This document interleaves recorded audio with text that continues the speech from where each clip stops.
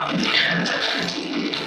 to Badass Clinician Podcast, hosted by your truly, Dr. Natty Vandersack.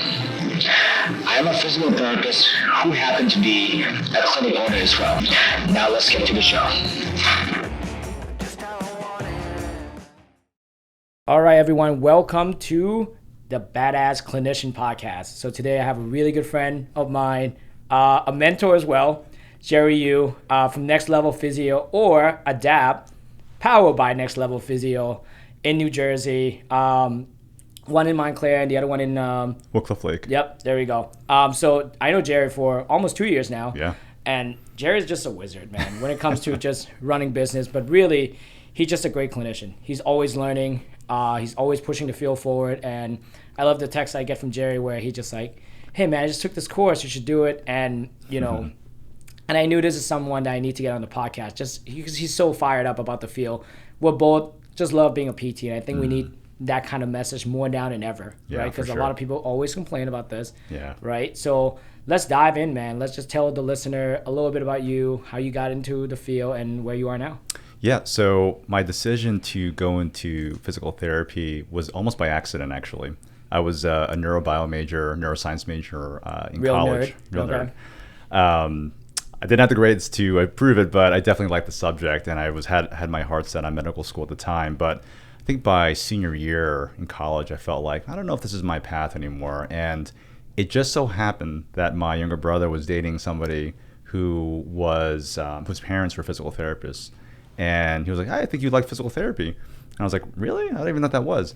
So as I started to research that, it became evident to me because I really liked exercise. I really liked fitness.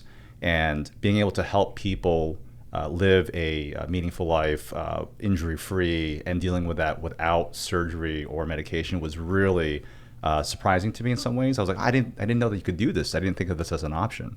So that began my path towards going into physical therapy. And then from there, I was very fortunate to have gone to moved out west, actually. Took 2 years off to kind of figure myself out. And I then at that time, I got into personal training a lot more readily, and also into learning massage therapy because I thought, oh, this is kind of cool, and living the West Coast life. Yeah. And then I figured, wow, you know what? Going into physical therapy school with this background would be really kind of cool because I know that the manual skills are really important. I know that understanding biomechanics and exercise are also really important. So when I went into grad school, it definitely put me on another level, I felt, as far as what my understanding was of how to apply anatomy to helping someone to move better, how to apply hands-on techniques to be able to get the most out of getting someone to have the results they need to with manual therapy. And that sort of paved the way for me to then really go into the field. So yeah, in a nutshell. And what was it like physical therapy school back then? I have to laugh because I was talking about this on our own podcast where it was fairly basic. I mean, what I see now and seeing how the field has evolved, seeing how people have taken exercise to the nth degree, and it's pretty amazing seeing physios, seeing personal trainers, other fitness professionals taking all this stuff that we thought was like, oh, this is kind of where it's at, and exploding it. It was it's been exciting to see that all around. So. Things that we don't use anymore. So ultrasound, these big e-stim units, hot pack, cold pack, all the stuff that we would call shake and bake PT. Yeah, all the passive modalities. Very passive modalities, very simple approaches, not a lot of complexity. Not that everything has to be complex when you work with people, but just seeing, go from that level of care to where it's like, hey, we're looking at a progression. We're like really trying to get this person back to the field, back to golf, and it's a lot more involved now. And actually, I think the way that you and I both practice physical therapy, where it's combining elements of fitness, combining elements of strength training, along with any manual therapy, and other kinds of things, really make it for a more wholesome, holistic approach to how we approach patients. So you would say that when you were in PT school, you were also ahead of your time. I have to say I felt like I was, and I don't say that to be boastful, but I just felt like my understanding of how to apply everything was different than a lot of my classmates. I did have classmates who were way smarter than I was, and I learned a lot from them too, and they're very successful too. But I would say probably more than half the class. Yeah. I love it, man. Probably more than your professor, because I'm sure when I was in school, like the thorax class or like what we were taught, it was so different because my background was also in exercise science, personal training, also strength conditioning. So when we're doing like all this low level stuff, you're like, is that it? Exactly. Then we got to be more, right? Yeah. So, I mean, obviously you've been practicing for how long now? This is 21 years now. Okay, so you've seen you're seasoned veteran, and you've seen some changes. I think what you do really well as a business owner and as a clinician is that you're able to adjust really quickly. You're never, so this is what I love about you, right? You're always a student. You never like, I've been doing this for 21 years. Don't tell me what to do. Like you're always learning. Absolutely. And I love that. So was it something that you always have as your background, or do you have to put yourself into that mindset? I think it's always been a part of me. I always wanted to be ahead of the curve in everything I did. And maybe when I was younger, started from insecurity, like I just didn't feel like I never knew enough. But then as I got older and more seasoned as a clinician, it became, you know what? Maybe I have my own biases and my own sort of like ways of doing things that need to be challenged. And so I would take these courses, even now I'm always, I always take at least one thing away from a course on the same topic I might have taken, 5-10 years ago. But it's like, this is a different spin on this whole thing. So I always go with an open mind. I fully recognize that I don't have all the answers. And how I practice now is probably different from what it was even 2 years ago. Learning some things from our own team who have taken classes with Bill Hartman and some other like Zach Couples and some other gurus that I have not actually met or really heard of until recently, but saying, I wonder how they do things, and realizing that there's another way to look at movement, look at people, look at the human condition, and also help them with that approach. Yeah, but I think you could always say that your end goal for your patient is always the same, right? I think so.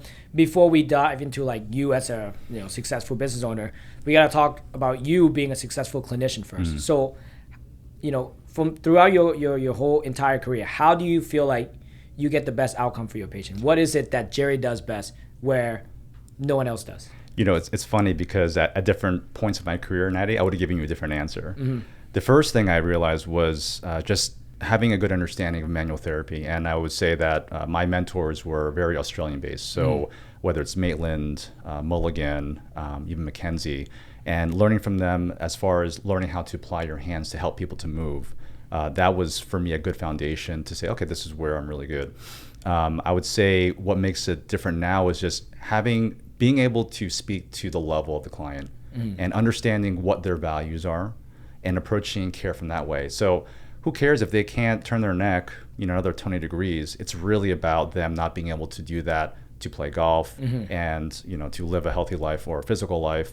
And approaching it that way, I find that the care actually goes better no matter what I do. If I really get down to the bottom of why they're really here, the care goes much better. Yeah. And so it was a learning experience for me over time. It was not really what I did to that client per se. It was actually how I took in the information that they were telling me and kept them on path mentally. Hey, this is what we're doing. This is why we're doing it.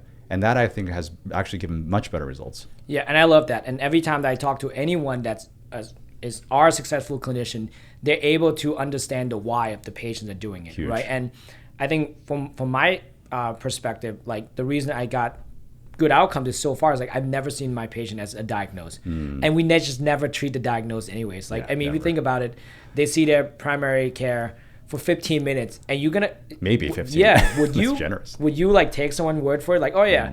This is why they have it. Like, no, you got to do your own screen. You got to do your own, subjective, objective finding. And then from there, you got to kind of figure out, like, what do they really want to do? Yes. You're right. No one's really come here. This is where we lose as a PT, right? All PT as a field is that if you just come in and you treat people because they want to turn their neck 20 degree and can, like, lead them down the path, like, you need to be able to rotate your neck 20 degree in order for you to swing your golf club. Exactly. And therefore you can go out and then, brag to your friend why you're a superior golfer. Yeah. That's why we do it for. Like, I mean, there's a huge emotional drive component into why we do anything. Huge. And we're always missing the boat. Yeah, absolutely. And to tag on to that, I find that because of the shake and bake PT places out there where they're seeing, 4 to 5 patients an hour, that's not PT. That's just basic care. And the issue is that when you are exposed to that as a client or as a patient, and this is what your view of physical therapy is. Oh, I just get put into a corner, do these cookie cutter exercises. Oh, he rubs some gel on me with some weird device. I didn't really get to see my PT. I was working with some kind of aide or something like that. I mean, that's an embarrassment to the field, number one. Yeah. And number two, they're not getting the quality care, so they're not going to really heal for the long term. And a lot of people, as you know, will probably self-discharge. Yep. Because they're like, well, why am I paying for this? I'd rather go to my personal trainer and pay cash. Yeah. So I to your point, a lot of the detriment to our field is because of what we've allowed to happen to us as a field. Yeah. And again, if you understand, like, there are obviously in any field, when I was a personal trainer, we obviously have something that we need to change. But what personal training does really well is that is always goal driven. Yes. People wants to lose weight. Yeah. And you just ask them, like, why do you want to lose weight? I want to look good. Why do you want to look good? My ex is going to be at this wedding, right? Like, there's always that emotional component. Always. Where with PT, you're like, oh yeah, you lack X, Y, and Z. Yeah. You're weak here. But why? Like, give them, find out, like, the driver. Like, so we can do a better job at investigating, right? So don't blame the system if you're going to be part of the system. Exactly. Like, do something differently. Yeah. Like, you know, all right, let's go back into your career. I'm sure you work in a regular, you know, practice. So talk us through, how was it back then? Was it the glory day where there's less patient like now? Or was it worse? It was probably just as bad, maybe worse at times. My first job, I was actually working, it was actually a special environment for me. It was a scholarship program at Columbia where we got to work with kids with special needs in school settings. And for me, I'd never really been exposed to that population. And it was eye-opening, and seeing and being able to work with other team members, speech, OT, the case management, and also teachers. It was actually a great team atmosphere.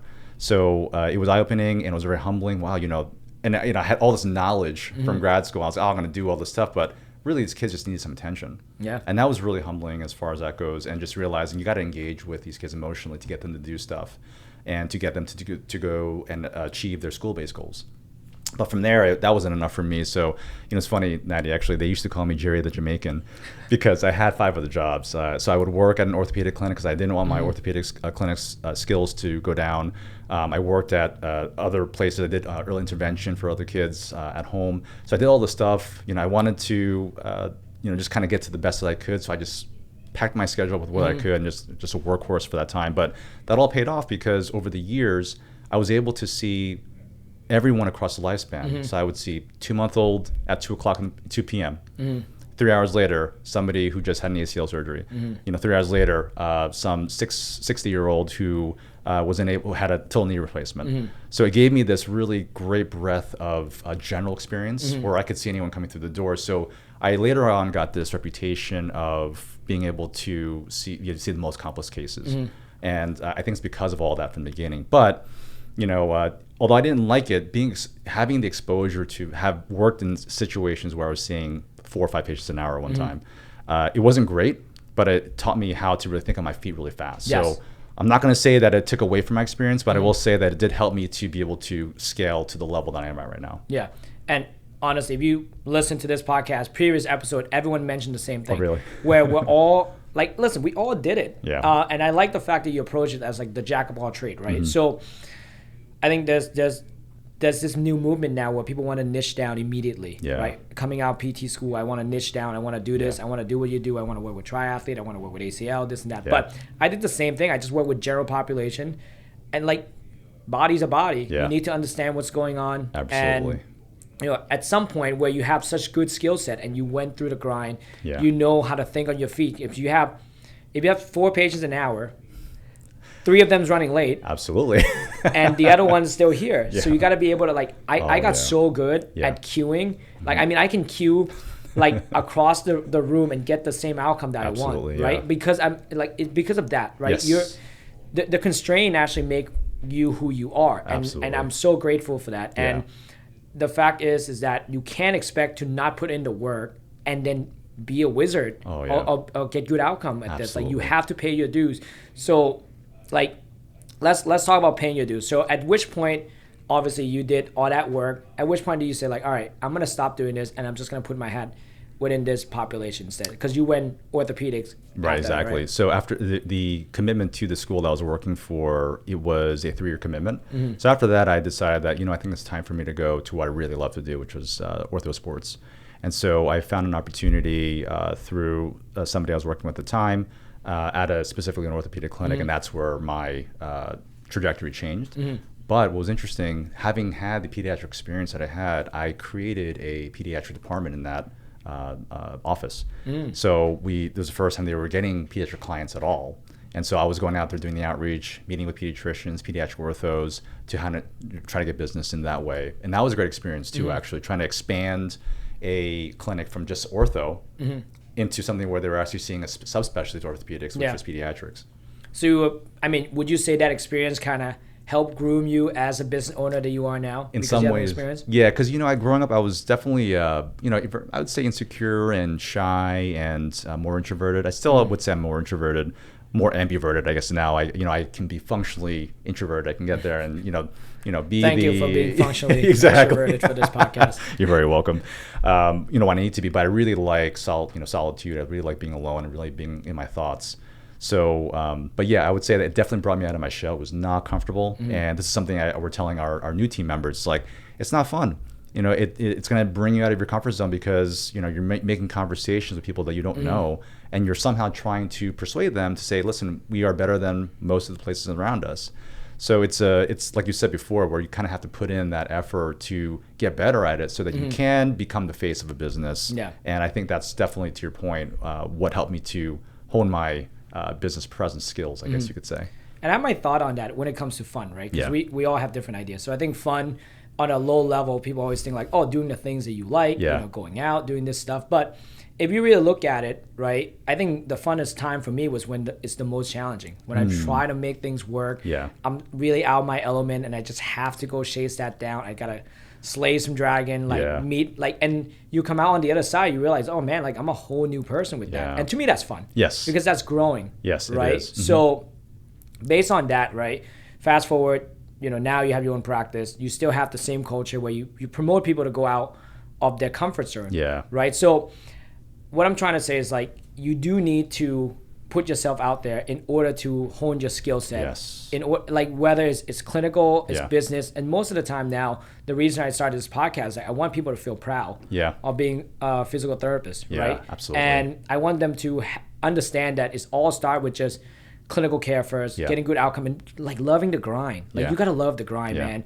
And if you think you're gonna start your own business without loving the grind, it is. Oh my God, I'm so glad you said that because I hear this a lot from other entrepreneurs across industries too, Natty, where if you think you can just take a business course and then all of a sudden you're gonna be successful and make your first $1 million, it's not gonna happen. I mean, the amount of the pain, the frustrations, the stress, the anxiety at times, the uncertainty, that's the stuff that really makes you strong. And when you're thrust into that kind of environment day in and day out, it really does develop you into getting that requisite baseline foundation to be able to handle whatever comes your way. Yeah. And if you don't put in the work, the motor skill, the mental training to do that, when you get your first failure, you're going to rarely feel like you failed. Yeah. But as I tell my teammates, that I feel every day. I make a wrong decision every day, even if it's small, but that teaches me that, I learned from this. And it's a series of learning those small lessons from those failures that really help you to become more honed and skilled in becoming an effective business owner, an effective clinician too. Yeah, and you have to fail clinically in order to get better clinically, right? I mean, look at challenge time, right? I mean, with me, COVID was probably the biggest challenge for me as a business owner, right? But thank God with my clinical skill set and the team that we have who are fantastic clinically, guess what? We grew because amazing. The competition was there, right? It's always there, but I don't see it. But the way I see it is all right, if we get people in, at that point, people are legit risking their lives to come out of their homes, right? Can you make it worth them risking their lives? Absolutely. And so for me, it's how do I make this the best outcome? How do I make sure that people that come in here, they could have go anywhere else during this pandemic, but for me, it's they're risking their lives to come here. How do I make sure that they get the best hour? How do I make sure that they really get to where they need to be? Really make sure that they get to their goals, right? And because of that, we grew as a process. But if I wasn't good clinically and I can't get a good outcome, dude, no way. How hard it is to get good Google reviews? People will write bad Google reviews. In a second. Any clinician, listening to this, think about that. Are you worthy enough to get your 5-star reviews, right? Because that 1 star come much quicker. Oh, absolutely. And I would agree with you. We had to, and that was a great testimony actually, Natty. And for us, just trying to pivot and say, well, what else can we do to make this the best experience? And even rearranging our space to try to get to that 8 feet, distance for tables, and making sure everything was wiped down, and just, it was definitely a very hard thing to do. And that was actually when I was down in North Carolina. So I really felt for my team that way. I was like, wow, this is really hard. And the fact that we were able to pull it together during that time and actually have a decent year was really a miracle in that way. And I was thinking, well, this is probably it. Maybe this is the end of Next Level, but everyone really pulled through, and because we all rode in the right direction and in one direction, we were able to get past that as well. Yeah. So let's touch on that a little bit. So you guys might not know, but I already alluded to it. Jerry has 2 clinics. He lives full-time in North Carolina, running his business remotely, and still able to, again, still attending Con Ed courses, right? I mean, this guy's living the dream. Like, if I was, like, I don't know, a multi-level marketing, I would just like scheme on you, like, Herbalife is there somewhere selling your lifestyle, right? So the fact you're living that and you're still learning, you're still grinding, you're still trying to improve on yourself clinically, personally, business-wise, like, so someone who's been out of the field for 2 years, like, bro, if this guy's doing it, why aren't you doing it? Yeah, like, exactly. What gave you the right not to do it? I think that's a really good question. Yeah, it's funny, Natty. Now, what's shifted for me is when I take classes, and when I choose classes, it's like, how is this going to make our model even better? How is this going to make our clinicians even better at what they do? How is this going to help standardize our care so we can all speak the same language and we're all trying to get to that level of excellence? That's going to make when people want to keep buying from us or using our services. So that's my intention has changed as far as that goes. I think I take classes too. Yeah, and I look at it every day. I always do reflection, right? If I go back to when I first started seeing 3-4 patients an hour, what could I have done differently to help my business right now and grow me clinically? I would have done so much better. I took tons of Con Ed, but I would definitely try to find my way to talk to people a little bit more, understand them more. Like, I feel like I was able to get good outcome, but I didn't get them to the end where they should be. And I think about that all the time. And that's why I try to drive here the most. And plus, if you're a good clinician, you know what good clinician looks like. Absolutely. Right? So how does that help you when it comes to hiring the next PT, right? So if you guys want to work anywhere, great. I hate to say it, but it's me or Jerry, right, in New Jersey. So like, how do you look for a good clinician? So it's funny because when we have clinicians, actually the way we've been hiring, Natty, I want to go over this, is we typically hire our final fill students, or we hire through people who know our model and understand our culture and are able to say, you know what, this person would be a great fit for Next Level.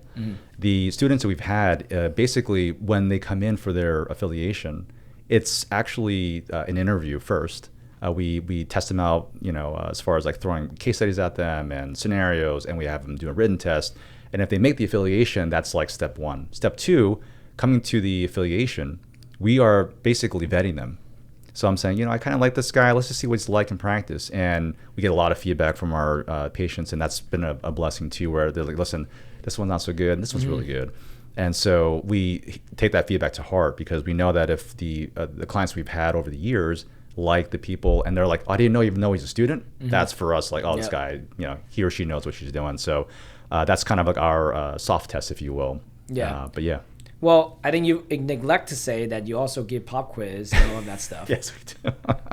I'm famous for making students feel not so smart. Yeah. And it's all because it's partly for my own amusement, and I can do that because I've been 20 years out, but also because I want them to know that, at any given time, you're going to have to answer a question. And if you're not ready, where are the gaps in your knowledge? Yeah. What do you have to now learn or relearn so that you can be more proficient at what you do?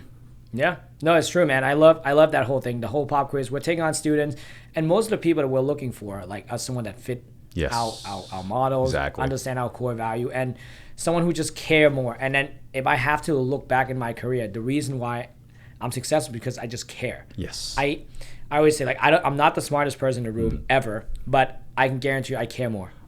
I care more, and that's how I get.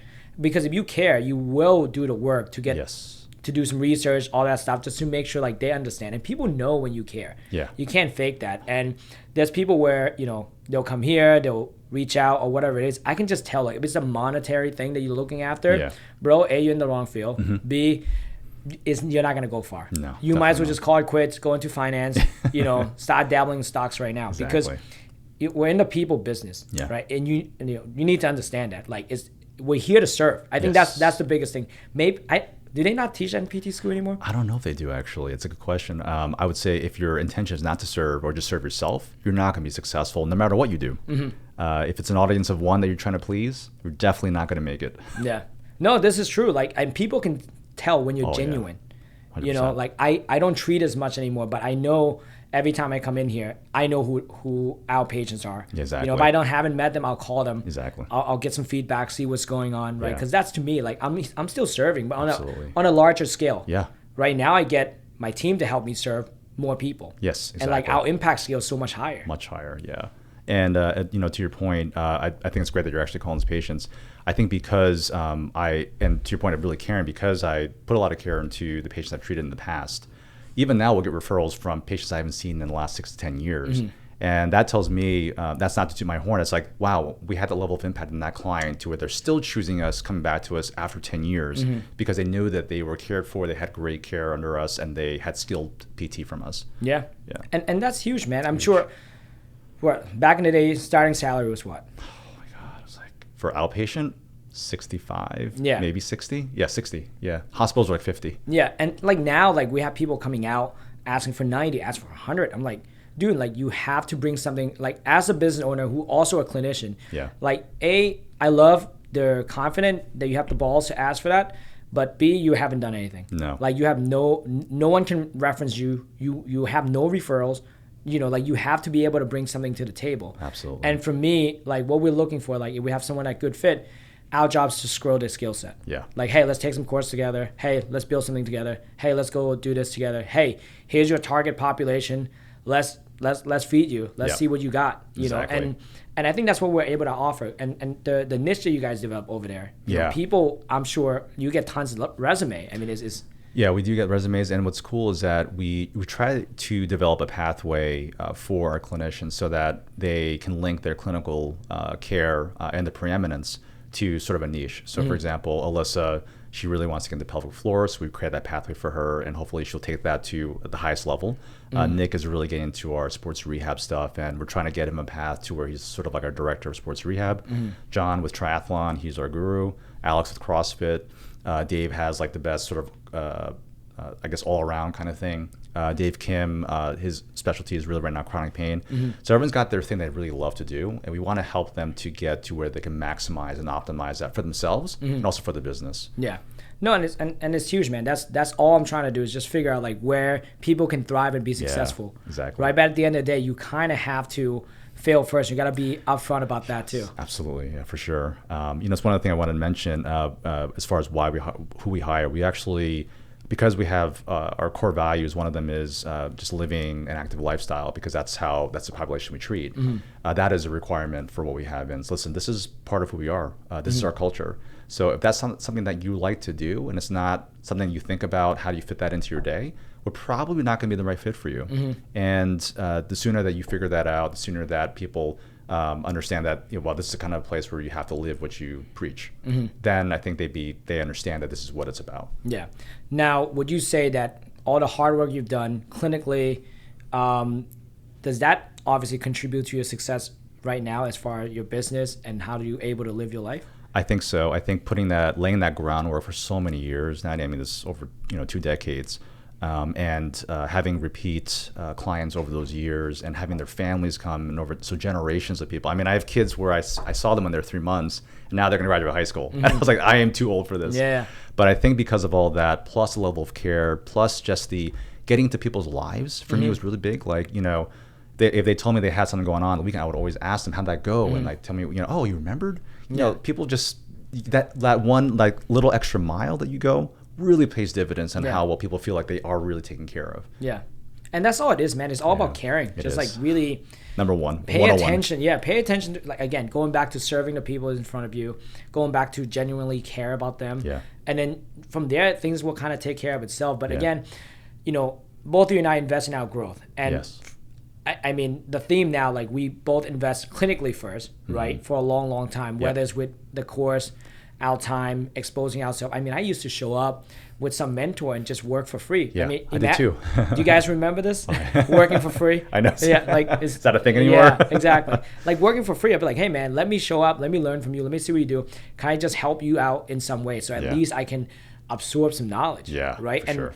And from there, like, it just paid dividend when it comes to like running a clinic. Yeah. So now like I have referral sources, I have people who understand like what I do, and they only want to come here. Yeah. And I mean, I'm super young compared to you, right? As far as like business wise, we only been a clinic for 4 years. Yeah. And with you now, it's next level's going on what? We're 6 years, but I've been probably 17 years in clinical in private practice. Yeah. Yeah.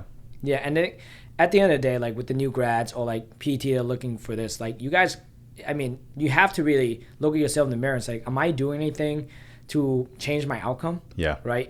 It's easy to go on Facebook and then complain God. about it. Absolutely. I don't even go on it. Yeah. Like that's literally the worst place to be. And I want to create a community for someone that like us who are just super proud to be PTs. Yeah. And I think we need more of that. Yeah, for right. sure. And going back to hiring, like one of our criteria is that we want someone who has the CSCS background. Yep. So if anyone listening to this, we're actually putting together a study guide where you guys can download for free. Wow. Yeah. So we'll put on the show note. You guys can go in there. This is like a really detailed study guide. I mean, if you fail with this study guide, I don't know what to say. But it's a good step. It's a good step to understand movement, right? Because both our clinics are very driven for movement. Yeah. And you need to understand the principle. You need to walk the walk. Exactly. And then talk the talk as well. So Sure. I think you have to invest in your knowledge, and that's a big thing. No one's going to cater to you, man. You're not going to come in here and be like, I demand this, like, no. Yeah. Go elsewhere. Like if you come with that mindset, you're never going to reach the goal that you want. Never. And it seems like a lot of the my feeling, and tell me if I'm wrong, because I don't think that's who you are, but the feeling that I get sometimes is that people want to get to point B without having gone through all the stuff that happened between. So from point A to point B, and they want to fast track that. But there's a lot to say that, when you start shadowing people for free, when you're sort of giving all that you can to that person, when you dive into material that's not being paid for, that really leads to that successful path towards where you want to be at point B. But again, like you said, without putting the work and effort and the dedication and the free labor sometimes, it's hard to really get the grit to be able to continue on past point B then too. I think there's ways to fast track. And again, the reason why we're a friend and we're in the same business group is that I pay my way for access. That's true. For knowledge, so I can learn from your mistake, your success, so that way I can fast track some way. But This is true. That doesn't mean I'm not going to get my ass beat along the way. Exactly. And like I'm ready for it, right? Yeah. I'm prepared for it. So that's the difference. Like you can fast track your success, but you really have to put yourself out there. You got to pay for it. That's the biggest thing, right? You really have to pay to learn from someone. Because I'm sorry, don't DM me and say I need to pick your brain, because that's not going to work, dude. Like I each year I spend so much money on learning business, clinical skill set. Like if you just like think about that. Like would you, like if I just learn how to cook, right?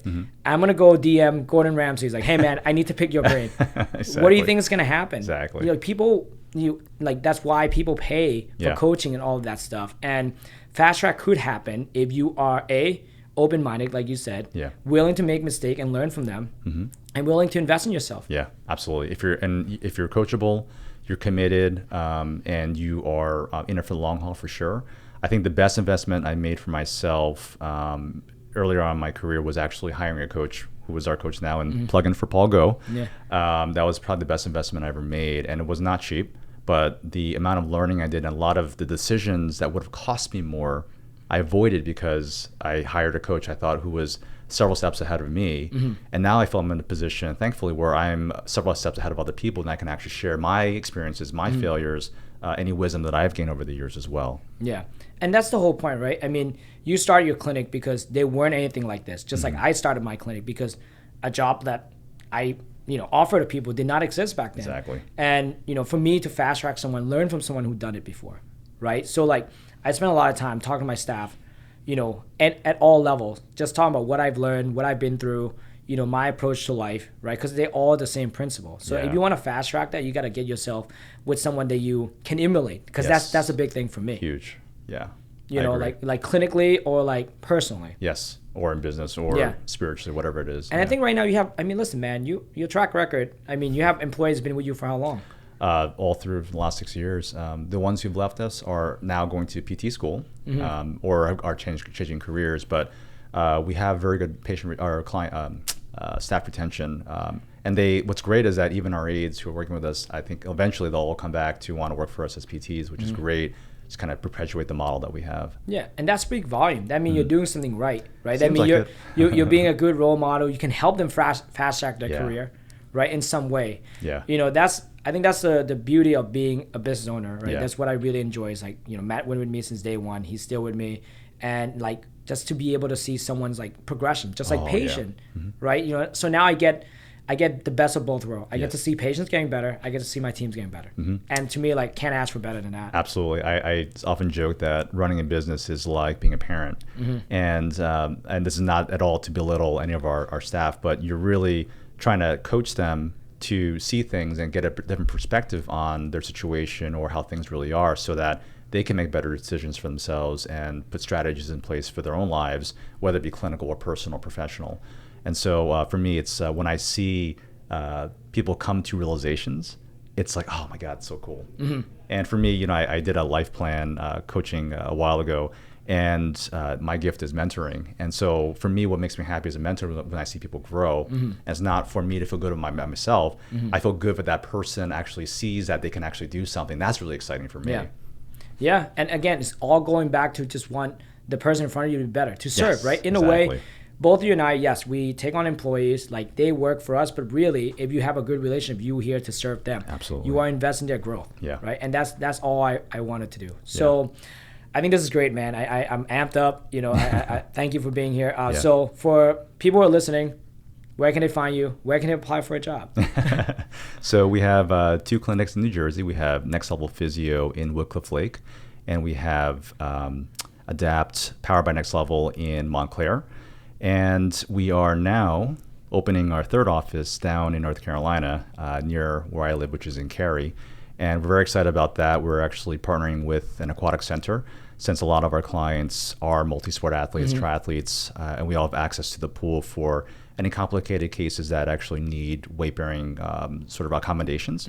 And what's great is even down there, Natty, we're really about just collaborating with the center. And I could tell from the working with the fitness director, she was like, "Wow, this is great. We really want to help you guys grow too, and we be a value to you, because I think it only helps the whole community, helps us, helps you." So I'm excited for that partnership, and we'll be opening this fall actually. So for any one of you guys who wants to go down to North Carolina, pay less taxes, definitely apply. Oh yeah. Yeah. Check out the website. Jerry, thank you so much for your time, man. Oh, I really appreciate it. I mean, again, I hope you guys take away from this. I mean, you want to emulate anyone, Jerry is the way to go. Oh, thank you. Yeah. So I appreciate it, man. Thank you so much. Oh yeah. Oh, I forgot my email. Yes. Jerry@gonextlevelphysio.com. If you ever want to reach me, have any questions. Yeah, we'll definitely put it in the show note. Thank you. All right, guys. Thank you. To the next episode. All right. Take care. Thank you for listening to the episode, guys. I hope you enjoyed the show. I hope you find some value in this episode.